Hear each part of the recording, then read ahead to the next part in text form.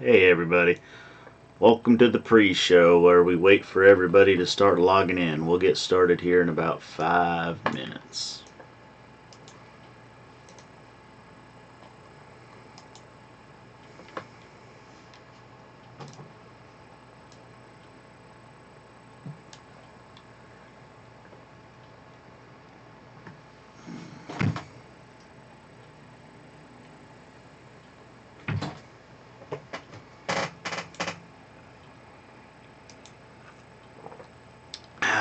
Hey Patrick, how are you tonight, sir? We have ourselves a nice drizzle outside. It's a good change of pace for us. Definitely. Instead of hot and dry, it's cold and wet.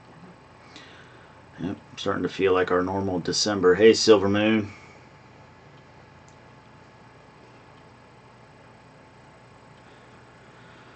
Whew. Have y'all already caught up? Did you see the episode today? We got to go on a bit of a field trip yesterday. We're kind of excited. It was fun. It was a long drive, though. It's a long drive, especially with 5 kids who got tired of the drive on the way down. Then you got to tell them to get back in the car. We got to go do it again. They were quite tolerant, though, for normal. Yeah. It's really just the weather. I'm not too tired. I really didn't get a chance to do anything today. For once, it's cold and drizzly outside, and walking anywhere is like sinking your feet in the mud, and so there's really not much to get done. Sinking your feet in the mud? Like, our property is pure mud right now. It's been raining for 3 days. Yep. So we went from no rain whatsoever in a very long time to non-stop rain, and so my van is now parked in no man's land out at the end of the driveway just to make sure it doesn't get stuck. Yep. How are things out where you are, Silver Moon? Pottery and ceramics. I would need a wheel and a furnace for that. And I don't think my husband's ready to give me those. The furnace would be a more difficult part. The wheel's pretty simple. Yeah. Spinning wheel's pretty simple, but I don't know how well I would build you a... of course, you use the clay to make your own cob oven first. I don't know how good a cob oven would do as a kiln, but... don't think it would get hot enough as a kiln, not. But I don't know. Yeah. I thought it was funny. You remember what Danny said when we were down at Deep South? He said they called the kind of soil that we have up here the taller soil. Yeah. Because the more you walk around, the taller you get. Yep. Hadn't heard that one before. I thought it was pretty good. There you go. Concrete block rocket stove. Take care of the pottery and ceramics. Can you do that? I mean, because I thought the whole point of a kiln was to have the heat all the way around the entire structure, all the way around the entire thing. But I understand a concrete block rocket stove. The only part of ceramics that I've really done is painting it. Yeah. Yeah, because they've always cast it and kilned it and then just told you, here it is, right? Yeah. So, wow. I would have a lot of learning to do if we were to do our own ceramics. Mm-hmm. But we could make a lot of money if we did plates and bowls and cups and stuff. Maybe so. I don't know about a lot of money, but it'd be good. It's another diversified part of the income stream for the homestead. Yeah. All right, folks, you know how it is. This is the pre-show. We're just waiting another minute or so for 8 o'clock to roll around, and we'll switch over to the live. So, with only 7 people watching right now, I imagine there's a pretty good Packers game going on right now. Maybe so. I think Off Grid Nation was going all the way to the top of the hour this week too. I was over on his show before switching over to get this all set up. So that would make sense. Silver Moon says her clock says go. Amish at Heart says they have 5.5 inches of snow on the ground. Yeah, I'm jealous. I noticed the weather map had a lot of the north central part of the United States in snow. So yeah. multiple smaller multiple portals versus jet engine exhaust. Keep in the heat. I get okay. I kind of see where you're going there, John. All right, folks. Well, it is top of the hour, so as usual, I'm going to put up the splash screen for just a second as a cutoff point so I know where to edit this, and we'll be back in 5 seconds or so. Be right back.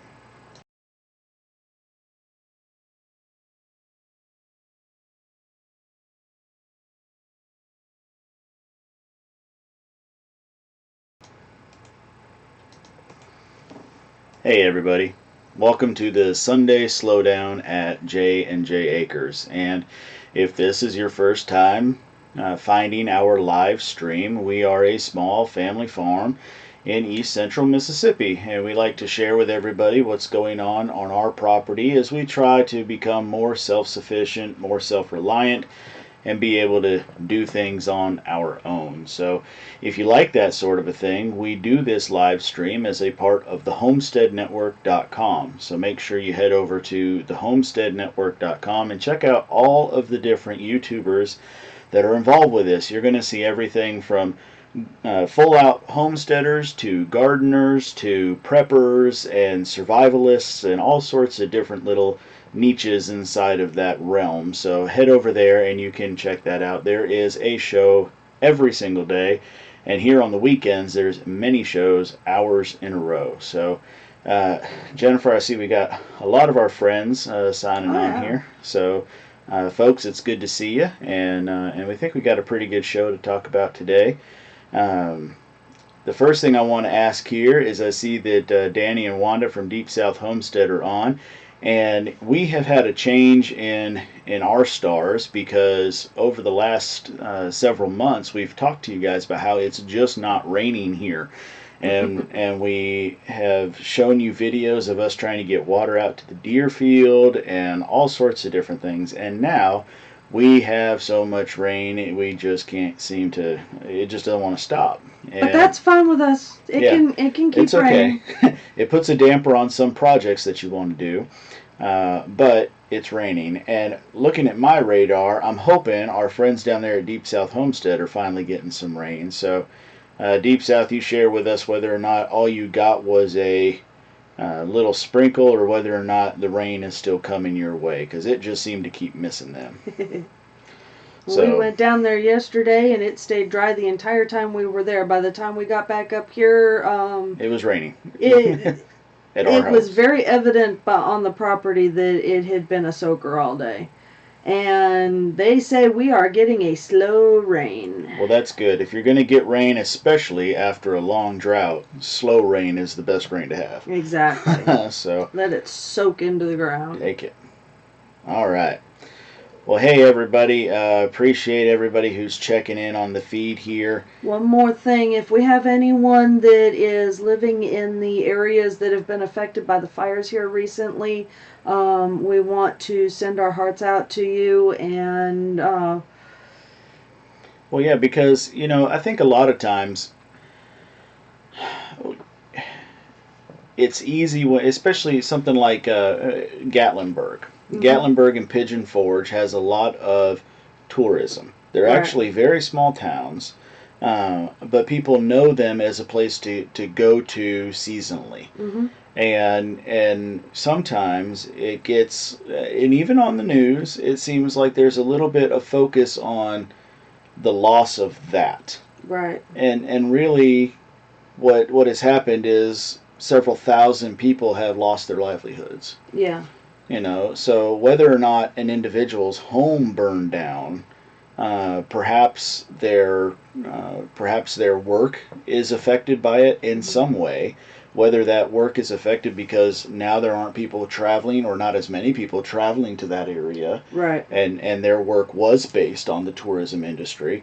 Maybe their work. I mean, heck, just imagine if we have friends that are in the herbalism field, mm-hmm. and now all of a sudden all that acreage is burned, and if they had several walkabout tours teaching people about herbalism, and now all there is this charred land, now And at the same time, the news is covering Gatlinburg and Pigeon Forge, which, like you said, are little tourist towns, and that's the reason why they're covering them. But every now and then, they will show the big map of where all the fires are. And it's not just Gatlinburg and Pigeon Forge, it's multiple areas from Mississippi through Tennessee all the way up into North Carolina. Yeah. But the only ones they're talking about are the two towns in Tennessee.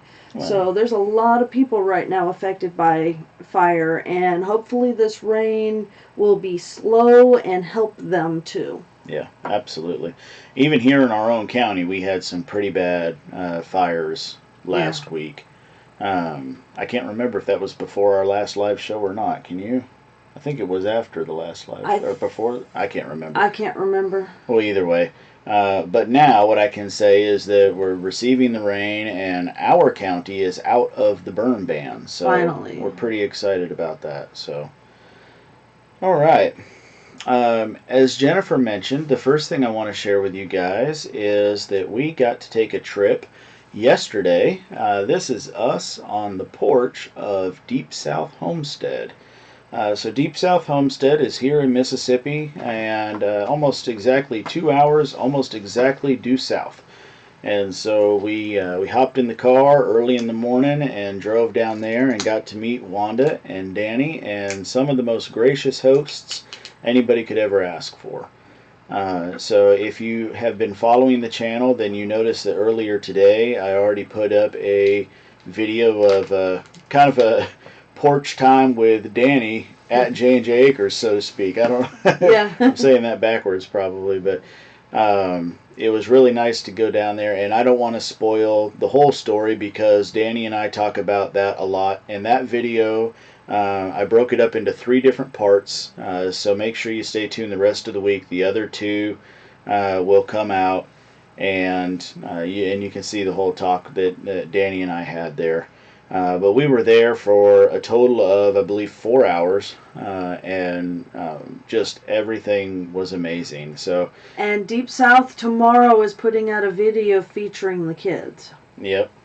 So if for some reason you're subscribed to us and not Danny and Wanda, make sure you head over there to Deep South Homestead.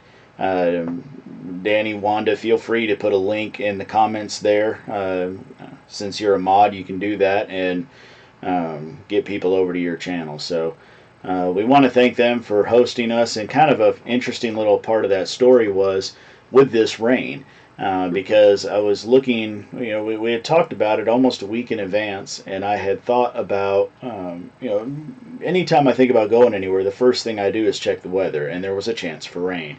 But I also know the weatherman is generally wrong, so I sent the message over and said, hey, let's play this by ear, and on Thursday, because I'm trying to be polite and make sure I give them an opportunity to change their plans. I don't want to call Friday afternoon, but they turned around and said, go ahead and make the determination on Saturday morning. And so we woke up Saturday morning, and it looked like the rain was pretty splotchy. Down south. And so I said, let's go ahead and do it. And we drove through rain on and off, more on than off, all the way down there. And then when we got there, it was bone dry, which was bad for Danny and Wanda, but good for our visit. So it was bone dry the entire day. We had rain going down there. We got a little bit of rain coming back up, but the whole time we were down there, it's completely dry. But seriously, the most wonderful people that you could hope to meet, and very entertaining for the kids, kept the kids entertained. Danny was kind enough to answer all my questions, probably questions he's had to answer 100 times before, but he didn't flinch once, and because of that, the nice thing that I like about meeting with somebody like Danny is because he has so much experience. When you talk to him, I know I've got a dozen projects I want to do on my property. Mm-hmm. But then when I go and I see his projects that have been completed and been in use, and talking to him and seeing with it in person, there's just that little bit of, you know what, I got this. I can do this. Mm-hmm. And the little extra confidence to go ahead and give it a try. And it's similar to when I did that apple cider vinegar with Blake Kirby, Right. and he put out his video, and I said, that's all there is to it. I can do that. And so I gave it a try, and sure enough, it worked. And so now I can tell you that we've only been home 24 hours, and Jennifer and I have already walked around the property and said, well, we could put this there, and we could do that there, and we could put this here, and trying to incorporate some of the things that we saw there at Deep South that we want to make a part of our daily life. Now, mind you, they're probably not going to be incorporated for, or at least finished for about 5 years or so. Mm-hmm. I mean, these are all long-term goals, but he had some really good ideas that we definitely want to get out there. Right. Yep. So look forward to that. There'll be a video coming out later this week about one of the major projects that's with that, but you just have to stay tuned. So, and I mention it too in the video, sitting on the porch swing with Danny. So make sure you check that out. All right. So let's talk a little bit about some more things that happened over the last week. Well, the only other than the porch time there with Danny.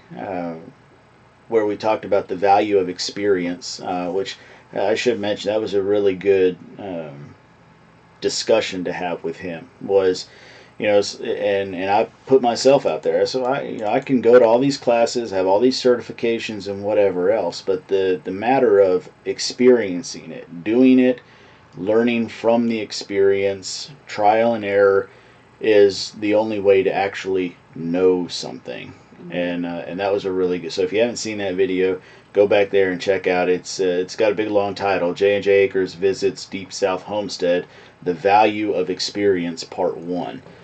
So Part 2, I'll tell you, I titled Setting Short-Term Goals, and Part 3 I titled Daily Country Life. So you can take a little preview there on what the next two sections are going to be.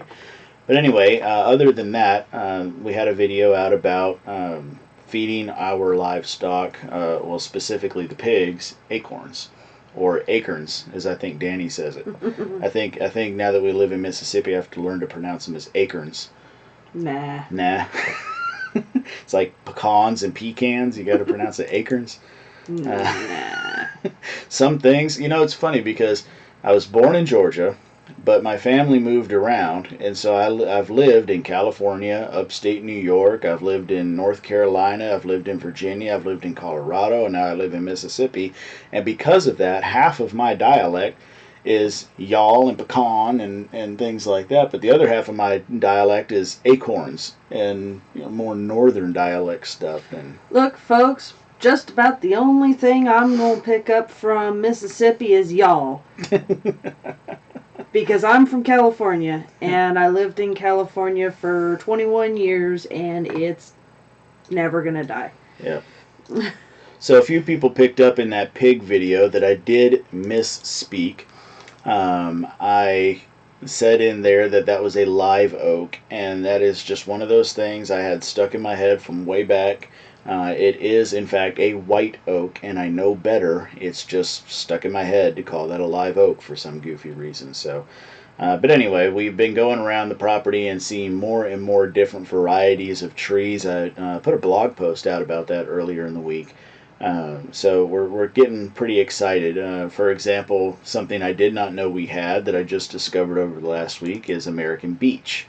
So that means we have the beech nut. Well, I can't find any beech nuts yet, but maybe the tree's not old enough to be producing the nuts. Or maybe it's not healthy enough. Right. So it is kind of crowded. So we're going to be clearing some trees in that area and getting it some more light and seeing how well it can do. Because if you remember the story about our old hickory tree, it wasn't until I started fertilizing it and covering the roots and everything that it started producing the nuts. Yep.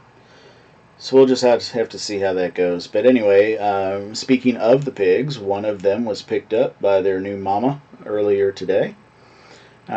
So we hope that he has a good life. As I understand it, he's going home to two girls. I'm going to have to interrupt you for just a second. Someone asked, do you have any tickle tongue? What in the world is that? Tickle tongue. I have no idea.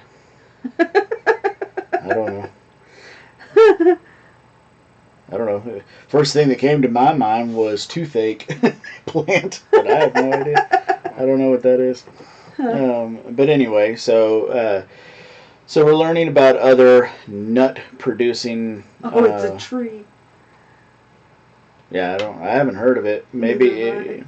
does it have any other common names, or maybe you can look up the scientific name for us and we can find out. But I'm not familiar with the tree called tickle tongue. I don't know. Well, anyway, lots of different trees producing things around the property, so Yeah. we're pretty excited about that.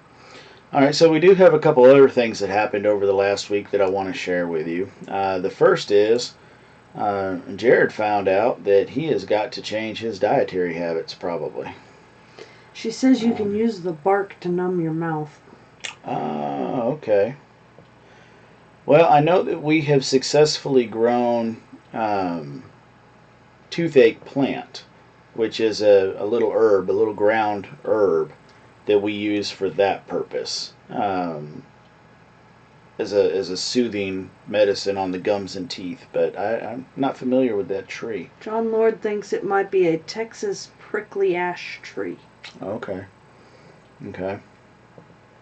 Well, so anyway, I don't know about the rest of y'all, but I'm a pretty stubborn guy, and I don't go to a doctor unless I feel like there is no other option. Like I have, um, I don't know. It's to me, it's kind of like anything else. If I've got a piece of equipment that needs to be worked on, and if I can work on it and fix it, then great. If I can't, then I go pay the guy that knows more than I do. And maybe some people would argue that's not the best approach to medical care, but generally speaking, it works just fine for me. And I rarely have to see a doctor for anything. And uh, yet, over the last couple weeks, I started having a very dull, aching pain through the left side of my chest. And it would be there and it would go away, and there were even a couple days where it wouldn't be there at all, but then it would come back the next morning as soon as I woke up. And this last Monday, um, it was to a point where I decided I didn't want to avoid it anymore. So uh, my physician, this is how often I see a doctor.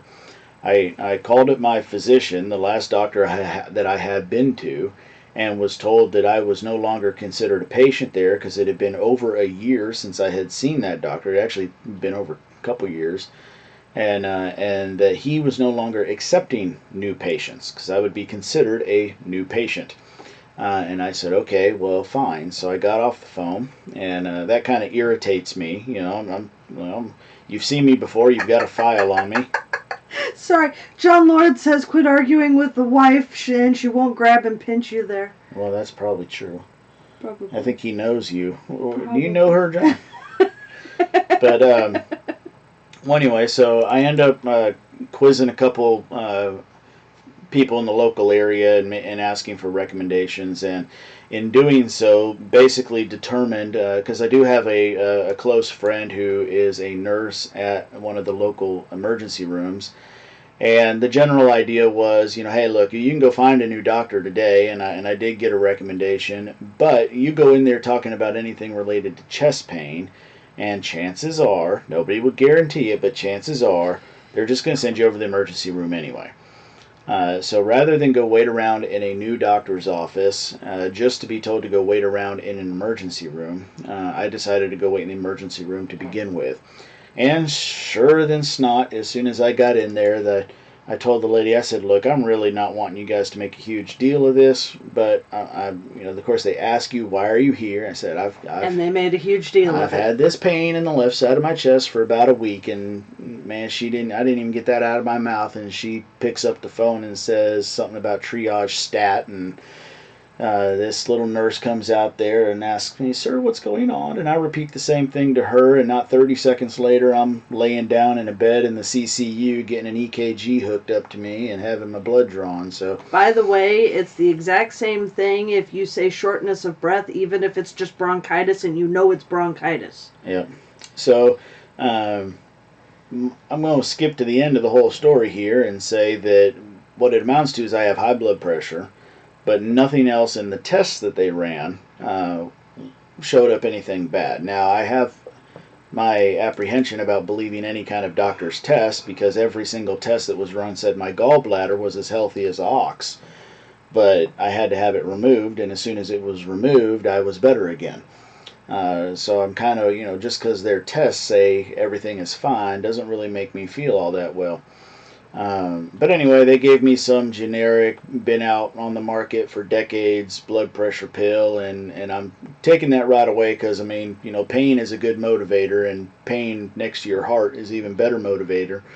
And so I am taking that medicine for now, but I am going to the physician later this week and talking to them and try to find out something. So we'll see. I don't know, but probably the end of the moral story is Jared's got to eat a little bit better, and probably what's always been my problem. I'll tell you all this. I've never. If you were to sit there and say, well, count your calories and all that kind of good stuff, that's not my problem. My problem usually is I don't eat the right times and quantities that keeps my metabolism at the right rate. I don't know if that makes any sense. If you've ever had to worry about weight loss, that probably made sense to you. Carbohydrates. Well, I know what my shortfalls are. My shortfalls are carbs. I love bread. If Chips. I know man can't live on bread alone, but I've liked to try it a few times.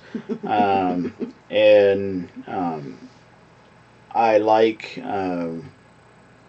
When I say I'm about to say I like sugar, but when I say that, people are going to immediately think I dive into a whole bunch of sweets, but it's more like when it's offered to me, I don't know how to say no because it's sweet. Especially when it's accompanied by bread. Well, yeah, sweet bread is just, the donuts and the cinnamon rolls and the... Yeah. But see, again, that gives the impression like I'm eating donuts for breakfast every day, and I couldn't even tell you the last time I had a donut. I couldn't tell you the last time I had ice cream. I couldn't tell you, but what I can tell you is every day I put a sweet creamer into my coffee. Yeah. And so it's little things like that just add up over time. Or when we buy pizza, you eat half of pizza. But it's so good. Yeah. You're telling me I eat the other half of it. I know. but I again, because we've all been on, we all meaning the family have been on different diets before, and I have lost 75 pounds in 17 weeks. Just by reducing my size of my meal per meal and spacing my meals out evenly throughout the day. We've also been on the paleo diet for 6 months once, which did nothing for you. Nothing. And I melted away. Yeah. So, I know how I can lose weight. It didn't even resolve my migraines. Yeah. Which is why we know it's not food related. Yeah. But the difficulty is, getting everybody onto it. We've got to feed the whole family because there's just no sense whatsoever in feeding. And the kids won't. Eating one way and and we talked about that last week, and I went back and read some of the comments and realized that maybe we gave the wrong impression. Folks, we don't cater to our children's whims. No. When we make dinner, either you eat your dinner or you go to bed. That's plain and simple. You don't like something on your plate, sorry, next meal served at 8 o'clock in the morning for breakfast. But at the same time, we try to make sure that at least every couple of meals they're actually going to eat, because we don't like it when they waste food, because the kids will not eat if they don't like it. Yeah, so that's kind of that's a mental thing for me is, I got no problem with telling the kid, this is the meal that was prepared, eat it or don't. But when I say the or don't, if that child says, well, I'm not going to eat it, now it bothers me that I know that there's X amount of dollars worth of food and the time and whatever to prepare it that's just sitting there. And we have tried before. We have done you'll sit at that table until it's done. And I've had a child there the next morning. And so they won that battle. I've given up on that. It's like, if you don't want to eat it, go to bed. My 4-year-old, just a few weeks ago, refused to eat her mashed potatoes. So we put it back in front of her the next morning for breakfast. Mind you, reheated it. Like every 20 minutes we reheated it, just to make sure that it stayed at a temperature that was not going to accept bacteria Yeah. It make her sick.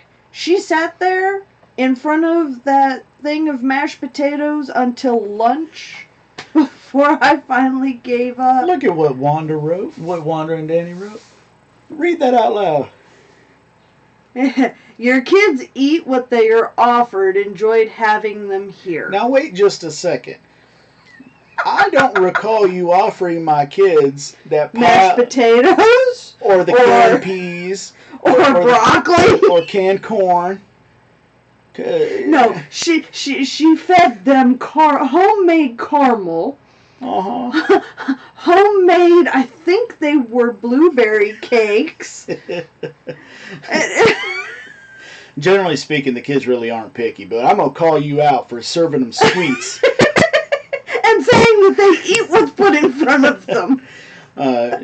Generally, they're not very picky, but it is kind of it's silly little stuff that makes you want to have an argument with a 4-year-old, and then hopefully sanity prevails and you realize not to do that. Like Leah, the littlest one, she loves plain white rice. Don't put even butter on it. Nothing. Plain white rice, or she won't touch it. So if you make fried rice, she'll, I like white, and you're just like, whatever, I'm done. Yeah, there's the food, eat it or don't. Yeah.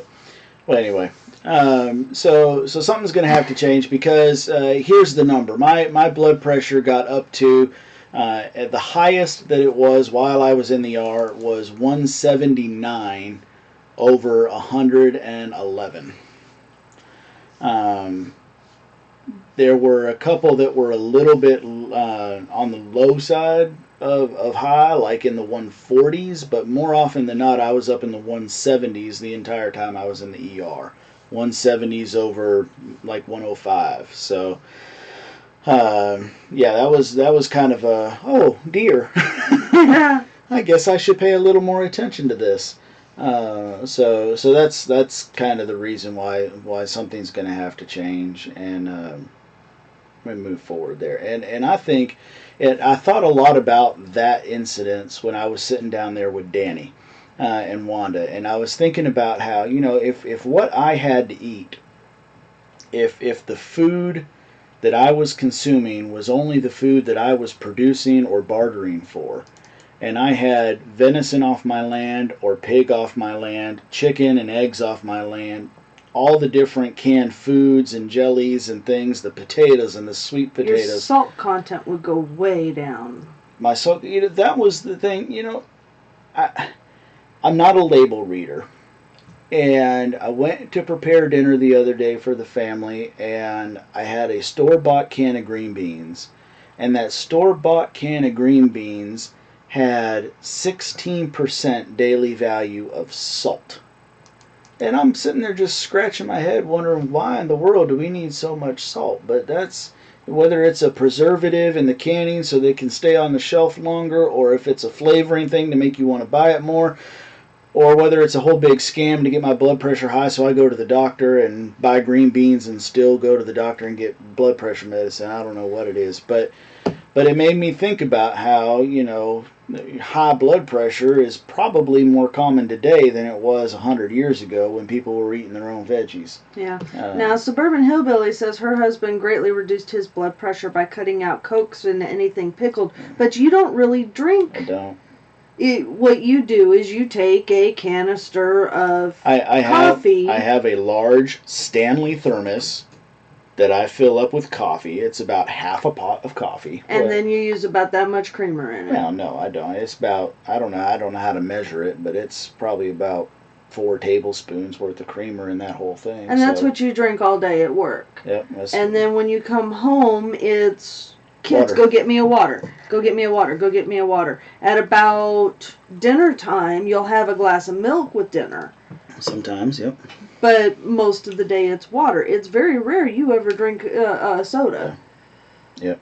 So. But anyway, so dietary changes for Jared, and we'll go forward from there. So half the show is over, and I just want to say thank you. We've had a couple new people join us over on Patreon.com. So if you would like to help support J&J Acres just a little bit more, you can subscribe to us over at patreon.com/J&J Acres.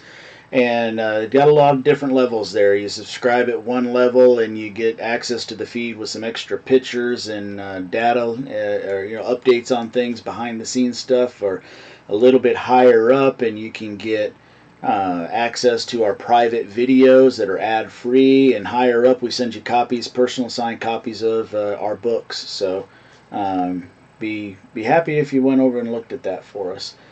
Somebody else mentioned here that stress and genes. Well, stress, I can give you that. Genes, yeah, I can give you that too. Couldn't possibly have something to do with the 5 children that we're constantly screaming at to get their chores done throughout the day. Or 20 employees at a 911 center. Or No, you're not under stress, not at all. Well, I don't think I'm under as much stress as most people would imagine that would cause, but I certainly have times. There was a time after getting home from the hospital that I raised my voice at a child, and I quickly realized that was a bad idea. I felt that one myself.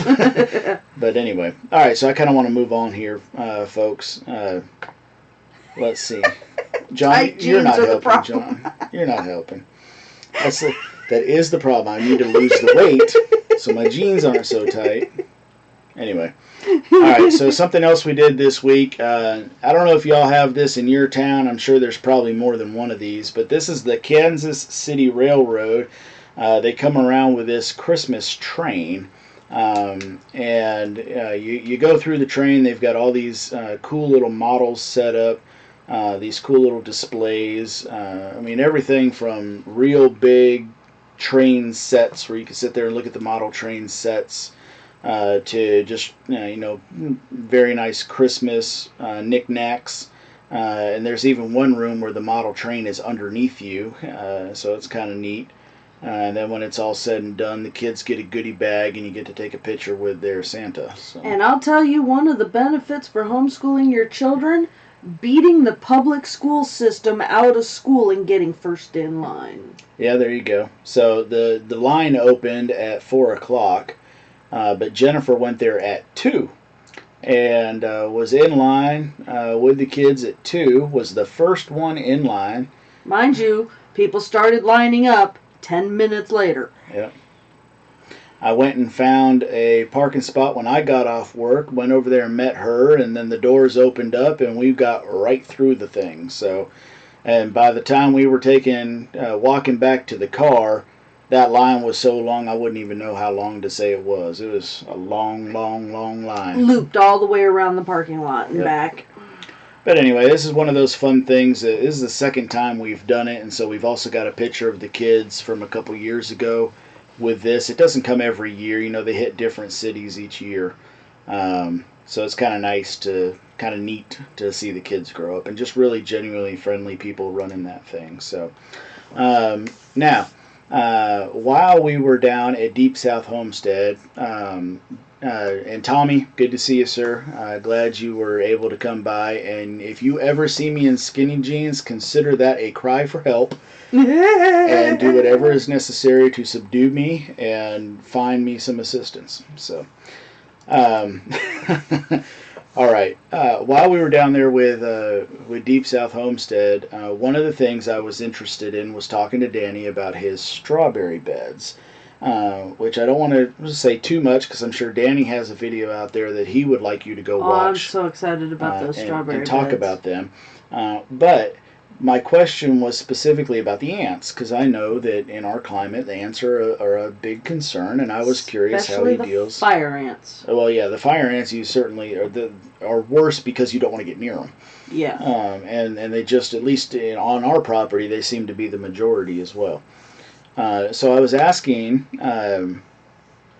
Danny how he deals with the ants, and he was telling me this trick that they do that involves nothing more than a garden hose. So earlier today, we found an ant bed that we wanted to deal with, and I'm going to show you 2 minutes worth of video that I shot in the attempt of filming a video for YouTube, and things didn't go as planned, so that video is never going to happen. I'm just going to show you this video here, and I'm hoping that since Danny and Wanda are with us, maybe he'll have some opinion on what went wrong. So here we are. I won't be able to hear this, but you should be able to. So here is the video about the anthill. So yesterday we were down at Deep South Homestead.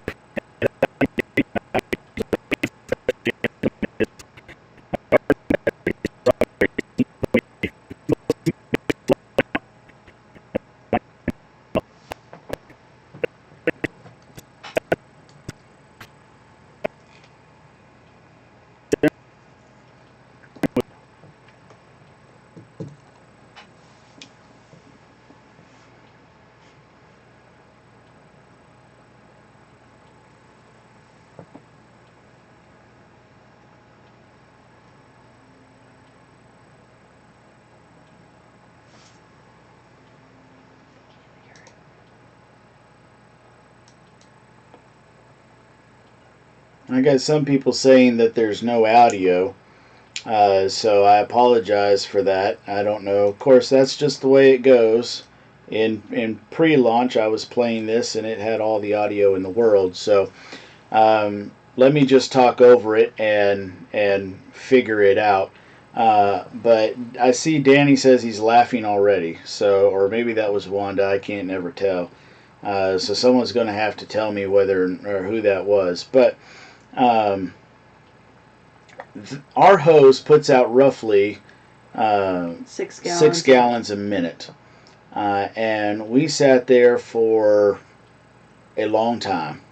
I don't know what the right answer is, but minutes and minutes and minutes. Here is Jennifer found a different entrance, and we pulled this hose out later. It's not a part of this video. She got 4 feet worth of hose down into this anthill. 4 feet of hose. And it sat there with the water running for at least 20 minutes. 20 minutes. Had to be. Because it was at this time that our guest came to come pick up her pig. And we went over there and she selected her pig and we picked it up and got it over to her vehicle. And Jennifer spent some time speaking with her. And I came back into this area and turned off the hose. So it was a good 20 minutes. And the water never overflowed. Never. I honestly thought to myself I was probably just refilling the aquifer. I mean, it was just ridiculous. There's all the ants crawling up the hose. He said it's a large bed. Yeah. I don't know how large it is, but I mean, I'm telling you. So yesterday we were down at Deep South Homestead, and I was asking Danny about how he deals with ants, especially in some of his gardening beds, like his strawberries, and he told me the simplest thing to do is... Yeah. Not sure how they do in our climate, so... Not sure how they do with fire ants either.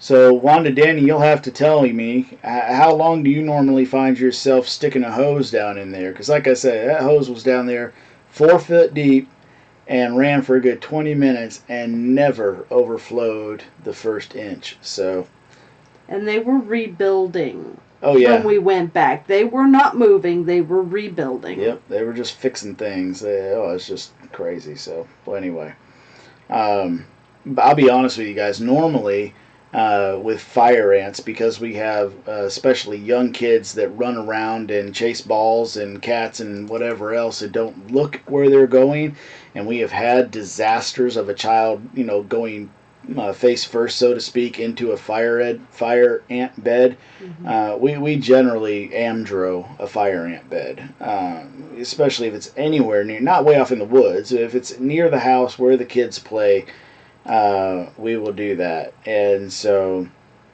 looks like Danny's opinion is just that it was that big, and I just didn't have the courage. I felt like I was going to create my own sinkhole if I kept kept the water going there. So we were looking around for the spring, for the water coming out the other side. I thought for sure this was going to be popping up somewhere else, but anyway.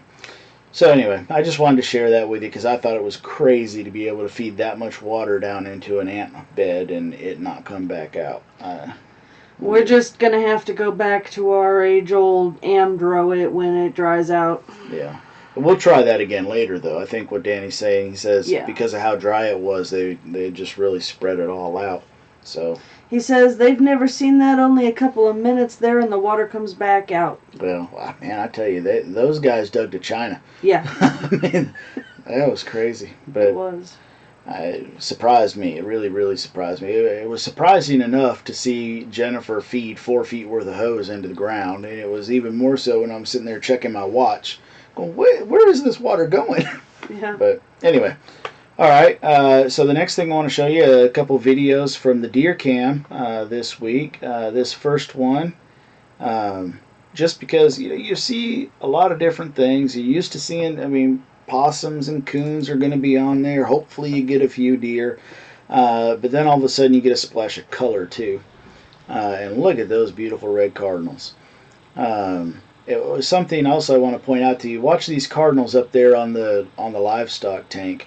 They are trying desperately to reach over some water. That situation is going to change here in just a couple videos. So I wanted you to pay attention to that. But and it's nice when you get to see. I know there's people who live in different areas, and some places, you get 4 or 5 male cardinals right there on your bird feeder at one time. But for us, to see 1 or 2 at a time is kind of nice, and to get them on video like this, nice and close, is even better. So, all right. The next one here are some actual deer. Now I'm starting to think that these might be the 2 younglings that had spots on them earlier. I think just from their size and everything that might be who that is. I can't prove it to you, but that's my gut instinct, is that those are the ones that were falling around Mama before, and now they're on their own together. You'll also notice that this was after a couple good rain pours, and you'll notice that the salt bricks up front are starting to fall apart. So the salt bricks are falling apart there. Tommy, sir, you know where to find the link. It's right there in the description. If y'all like these game cameras, it's the best bang for the buck going. You can find one that's cheaper, and you can find one that has higher resolution, but if you want the best bang for your buck, you go get one of these Browning Strike Force Elites. They do a right fine job. We're about to go get another one. Yep, I have a regular Strike Force, and it does not take as good a video, and I want to replace it. So we're thinking about getting another one of these Strike Force Elites ourselves. All right, the next one here, I always like to see when there's more than one livestock in there at a time. You see we got a rabbit over here on the right, and we've got a deer over there on the left. And hey, it's Bambi and Thumper. That's right. It makes me feel good. This makes me feel like that field out there is doing something for the wildlife. And maybe I go out there and maybe I get to harvest a deer later in the year. But if not, then I helped them get through the winter, and maybe next year I can go out there and trap a rabbit or get a deer or whatever the case may be. So it's nice to see them out there using the facilities, so to speak. All right, let's see here. Last and not least is this interesting little coon. He kind of froze there at the beginning. He sees the camera. I don't know what that flashing is all about, but this little guy, watch him. Now you can see that water is all the way up to the lip of that thing. The water is overflowed now quite a bit. We've had so much rain. But look at him just dig his paws down in there. To me, that's just the funniest thing, watching him climb up there and gets himself a little drink of water. And then, heck, while I'm here, let me clean up a little bit. It just gets in there and washes his paws off a little bit. So what's kind of interesting is we have a tennis ball sitting in that livestock tank as a way to try to clean up the surface of the water from anything like film coming off the leaves or from the oil off of moths that die in the water and things like that. And a couple weeks ago, that tennis ball was not in the tank. It was in the field. And I'm now thinking that maybe this coon was the culprit in playing with that tennis ball. Yeah, there's no way it would have ended up on the ground by itself because, as you guys saw, the tank only recently overflowed. Yeah. So, but anyway, fun times with the deer cameras out there. So, I haven't yet taken the opportunity to ask you guys that if you have questions to please put them in all caps. I should have done that at the beginning of the show so you could have started racking those questions up for me. But now we're sitting here with about 15 minutes left in our allotted time. And if you have any questions or anything you'd like to talk about, any other questions about videos that you've seen or things going around on the property, now would be an excellent time to get your questions in. Let's see, what else can I tell you? The upcoming videos this week are the rest of the videos with me talking to Danny on the porch, and also me talking about what John Lord is asking about. So John is asking, what about a decision on the greenhouse? Are we going above ground or underground? We are going to go above ground. I'm not particularly interested in digging a wallopini. I want to have it up against the house. And after talking to Danny and seeing his lean-to greenhouse and learning from his experiences and from his research, I think we know what we're going to do to move forward. So the introduction video to that series of videos is going to come out late next week. And we got another question here about how the chainsaw is running. It is running like a charm. We made those adjustments to the carb and to the chain idle speed, and it runs like a champ now. We just put gas in it. It's run dry a couple times. So very happy that that's running, and probably need to look at getting the teeth sharpened here pretty soon. So, but I've noticed while we're talking about the chainsaw, I realize that chainsaws, like many other things, is everybody's got their own opinion, and generally it's because you had another brand that let you down. So like for example, are you a Ford, Dodge, or Chevy man kind of thing? Generally, it's not just because you're so convinced that yours is so good. Generally, I think it's because you either personally had or know people who have had bad experiences with the other brands. And I have two Husqvarna chainsaws, and I had a Husqvarna brush cutter. And I had a lot of problems with both of those. And the Husqvarnas, I had a lot of problem with the chains, where the chain always, and I understand that heat makes things expand, and that after running a chainsaw you got to tighten the chain just a little bit, but I'm telling you that this was an unusual amount of stretching that these chains would do. And then the trimmer just always gave me fits. Whatever else, just all these different kind of problems. The chainsaws leak oil every darn where. They're on the lowest setting for putting oil to the bar, and they still leak oil everywhere. Just all these different kind of things. Well, so I was very excited to try a steel, and we got the steel brush cutter and been very, very happy with that. And then we won the steel chainsaw and wanted to give that a try, and then started having all these problems with it. And now that it works, I'm very, very happy with it because I'm not having the same problems. I haven't had oil spill out all over the darn place. I haven't had a problem where the chain is getting unusually loose or anything like that. So I've been much more happy with it now that it runs than I have been with the Husqvarna. So you talk about different brands. I wanted the Husqvarnas before because they're a hair less expensive, and the shop that sells them is closer. Not by much, but it's closer. now having used the steel, I'll probably stay with steel for a long time until they do something to screw up their manufacturing process. No, until they do something that pisses you off. Well, that's the same thing.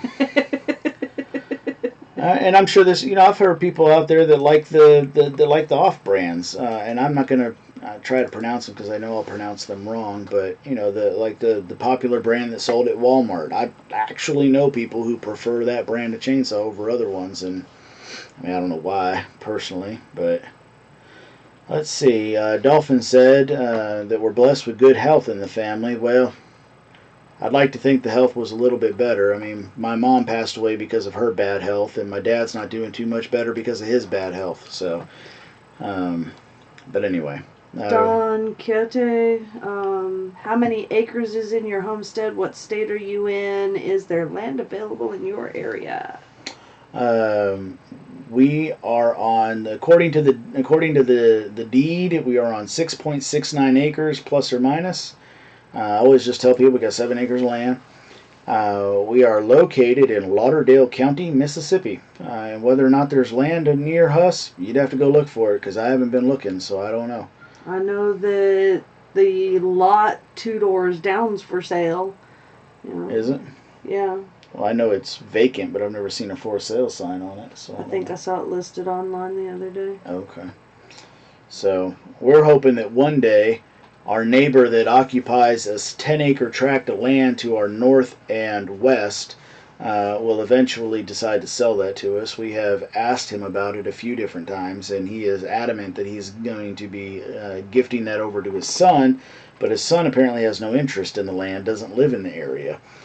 So about once every year or two, I bug him about it to make sure it's on his mind. And the reason isn't because that 10 acres is anything special. It's because that gets me access to an 80-acre landlocked timberland section of land behind him. Mm-hmm. And then I can wait for them to come in and take out all the timber, and I can buy that timberland off real cheap, and then I can move my entire operation way back there and be 2 miles off the main road and nobody ever know where we're at. In the meantime, with the fact that that is timberland back there, that means there's no hunting back there.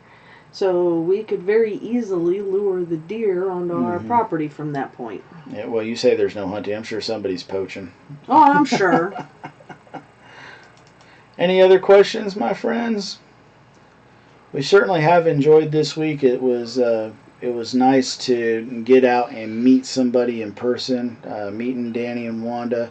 We've got a couple projects that we're looking forward to doing. There's a lot of things going on, but certainly now with the rain soaking in, I can hear it right now on the chimney. It just kind of feels mellow. Yeah. The cold and the rain are settling in right here, and Dolphin's asking about homeschooling. If you want to. Yes, all of the children are completely homeschooled. Yeah. It's the most spoiled little rubber fuzzy in her hands. You're sitting there petting on it like this. There. I've been playing with this little koosh for so long that it's as soft as a cat. You know what a koosh ball is? When did you grow up? Yeah. 80s kids know what koosh balls are. Come on. I have a fidget problem, so it's just... Yep. Yeah, all 5 kids are homeschooled. We talked about that. If you want to watch the last Sunday Slowdown video, episode 14, you can get a lot more information about that. You've got like, what, 5 or 6 of those? These koosh balls? A bunch of different sizes, don't you? I've got a whole bunch of different sizes. Y'all remember we talked about these fidgets before, because when Jennifer used to work in this office full time, and I've got one more hiding back here somewhere.